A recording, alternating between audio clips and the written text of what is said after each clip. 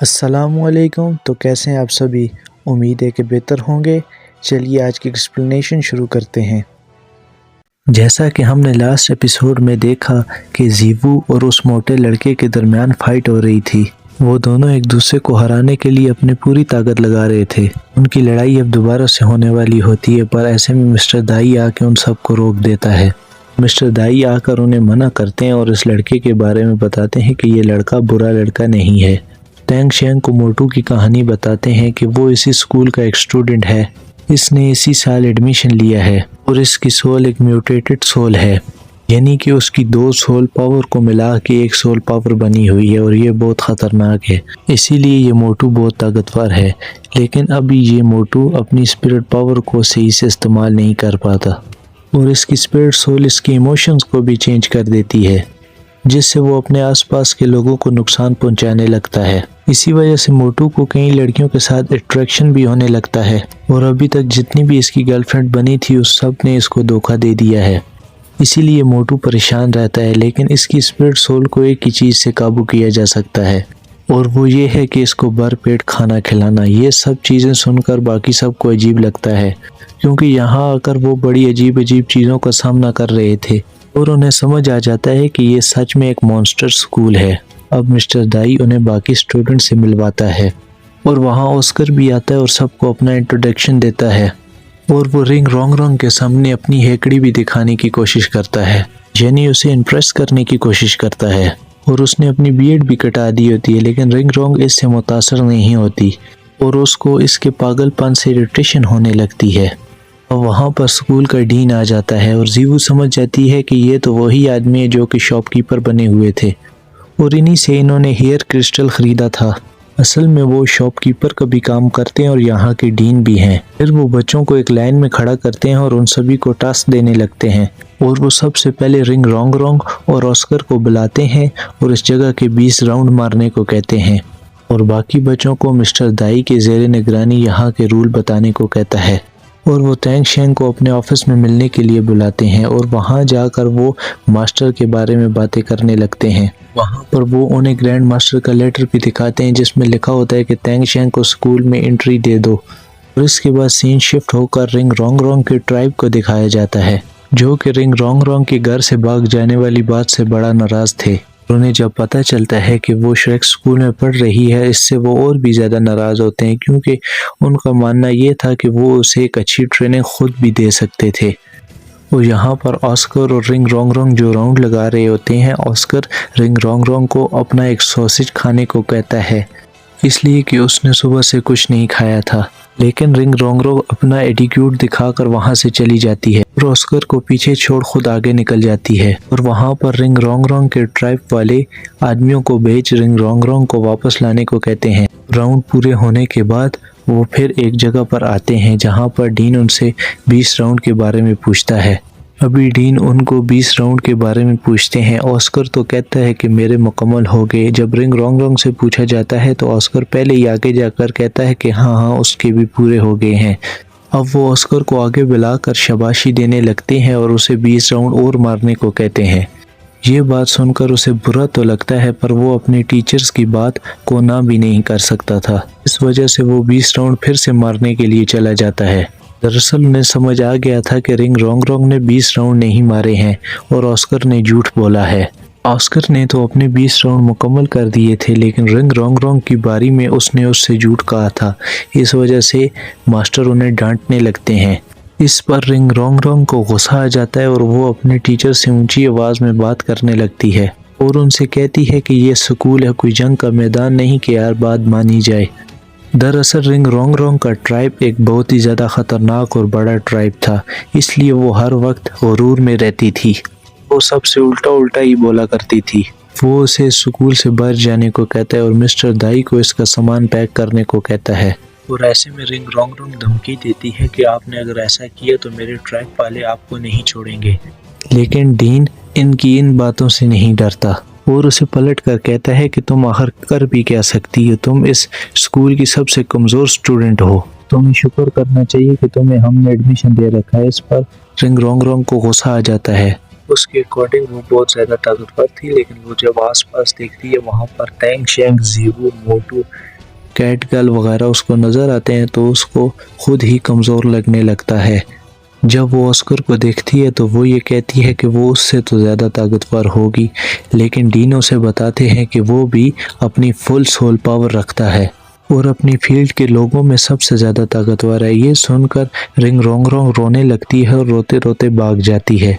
Dean उन्हें शाम को घुमाने ले जाता है। थोड़ा घूमने के बाद उन्हें एक रिंग में ले जाया जाता है जहाँ पर दो दो बंदों की कंपटीशन हुआ करती है। इस जगह का नाम सोल एरिना है और यहाँ पर अपनी अपनी फाइटिंग स्किल का यूज करते हुए दूसरे बंदे को एलिमिनेट किया जाता है। यहाँ पर जीतने वाले को बैचेस दिए जाते हैं और डीन उन सब से ये कहते हैं कि तुमको श्रिक स्कूल से ग्रेजुएट होने के लिए कम से कम यहाँ से सिल्वर बैच तो लेना ही होगा। यहाँ पर अंदर जाने के बाद मिस्टर दाई उसे बताता है कि उसने 29 मैचेस जीते हैं और 27 हारे हैं और इसकी बुनियाद पर उसका दूसरा पॉइंट है। मोटू अपना स्कोर बताता है और उसका स्कोर 9 होता है।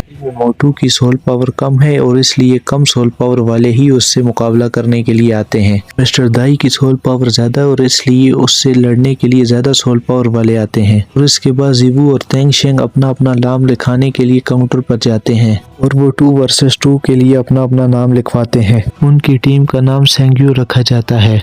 यहाँ पर अंदर सबसे पहले जीवू और एक और बंदे की फाइट करवाई जाती है।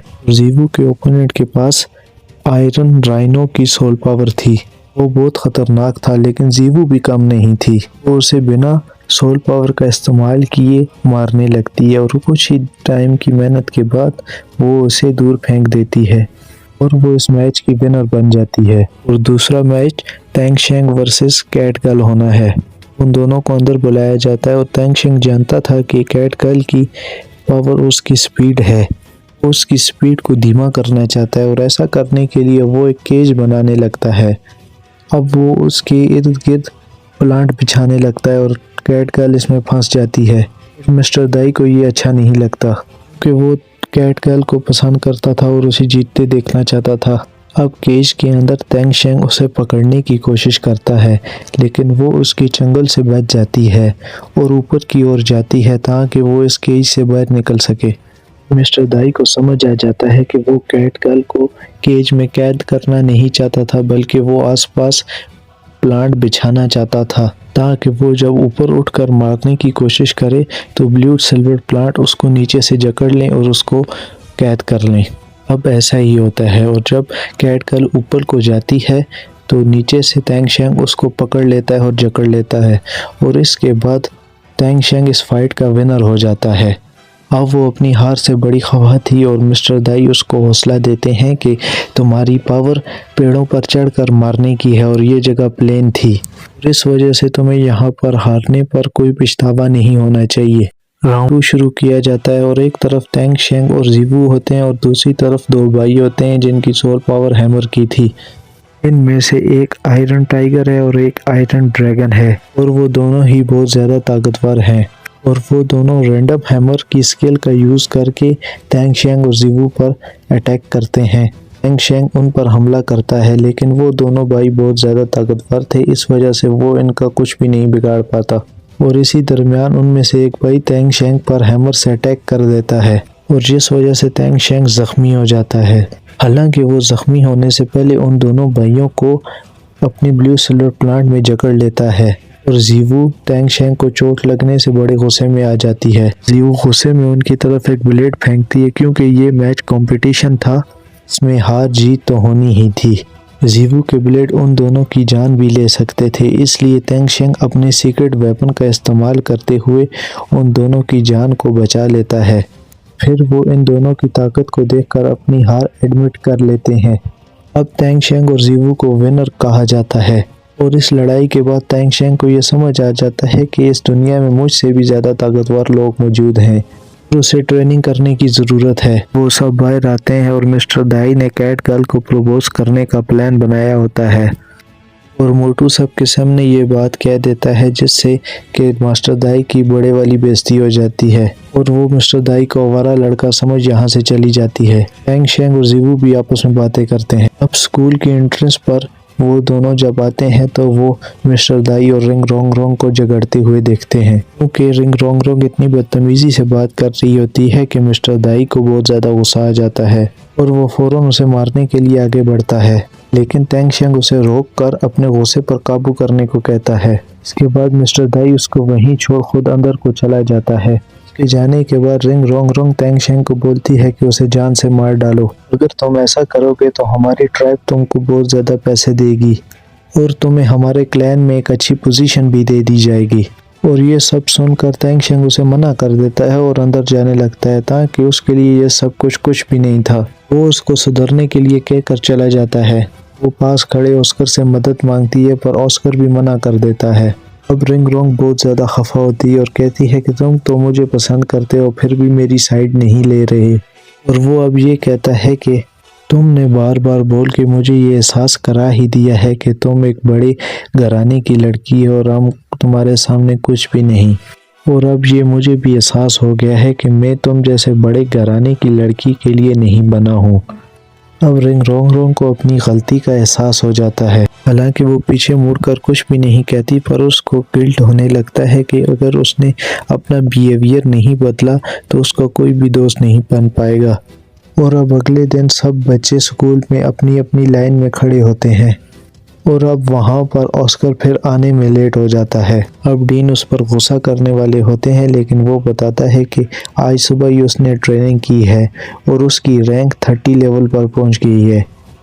ये सब चीज़ें सुनकर मास्टर बहुत खुश होते हैं और बाकी सारे बच्चे भी उसको कॉमरेक्स बोलते हैं, क्योंकि फूड वाली सोल पावर का रैंक 30 पर पहुंचना अपने आप में बड़ी बात थी। उसको आगे लेवल इंक्रीज करने के लिए स्पिरिट रिंग की ज़रूरत होगी। इसीलिए दीन उनको ये ऑर्डर देते हैं कि तुम सभी आज रात को जंगल में जाकर बीस्ट मारोगे, ताकि वो उनकी रिंग निकाल कर ऑस्कर को दे सकें। इस बात की सेलिब्रेशन के लिए वो ऑस्कर को सभी को एक एक सॉसेज देने को कहता है। अब वो खुशी खुशी सबके लिए सॉसेज बनाने लगता है, पर कोई भी उसका सॉसेज खाना पसंद नहीं करता। और जब सॉसेज पक कर तैयार हो जाते हैं तो सबसे पहले रिंग रोंग रोंग आगे आती है और दोनों सॉसेज को पकड़कर खाने लगती है और सब बहुत हैरान होते हैं। और वहाँ पर तभी मिस्टर जाऊ भी आते हैं, क्योंकि वो इनकी गाइडेंस में जंगल जाने वाले होते हैं। फिर सभी उनकी गाइडेंस में शिकार करने को दौड़ते हैं, पर उन्हें कोई बीस्ट नज़र नहीं आता। वहाँ पर चलते चलते ऐसी भी जगह आती है कि ऑस्कर खाई में गिरने लगता है, लेकिन रिंग रोंग रोंग उसे बचा लेती है। अब हमें रिंग रोंग रोंग की तरफ से भी एक रोमांटिक एंगल मिलता है और जंगल में घूमते घूमते वो दूसरे टाउन की तरफ आ जाते हैं। वो यहाँ एक रात रुकने का डिसाइड करते हैं। वो यहाँ पर एक रेस्टोरेंट के अंदर खाना खाने लगते हैं। वहाँ पर एक और स्कूल के लड़के खाना खाने आते हैं। स्कूल के लड़के बहुत शरारती होते हैं और इनको कोई न कोई पंगा ज़रूर चाहिए होता है। अब ये बच्चे भी समझ जाते हैं कि अभी यहाँ पर पंगा होने वाला है और सबसे पहले वो वेटर की मदद से उन पर खाना गिराने लगते हैं, लेकिन तेंग शेंग बड़ी महारत से स्पीड का यूज़ करते हुए खाने को वेस्ट होने से बचा लेता है। अब वो मिस्टर दाई को चोट मारने लगते हैं, लेकिन वो इतने ताकतवर थे कि दूसरे स्कूल के लड़के को ही चोट लग जाती है। दूसरे स्कूल का लीडर खड़ा होता है और उनसे उनके स्कूल के बारे में पूछता है, और जब उनको उनके स्कूल का नाम पता चलता है तो वो इन पर बहुत हंसते हैं, क्योंकि ये लड़के जिस स्कूल से थे वो बहुत अमीरों वाला स्कूल था और ऐसे में इनकी लड़ाई लग जाती है। वो सभी एक दूसरे से लड़ने लगते हैं, लेकिन शेख स्कूल की जीवू इन सभी पर भारी पड़ती है और ऐसे में लीडर को भी बहुत गुस्सा आ जाता है। दोनों स्कूल के बच्चे एक दूसरे को गुस्से से देखते हैं और यहीं पर यह एपिसोड ख़त्म हो जाता है। अल्लाह हाफिज़।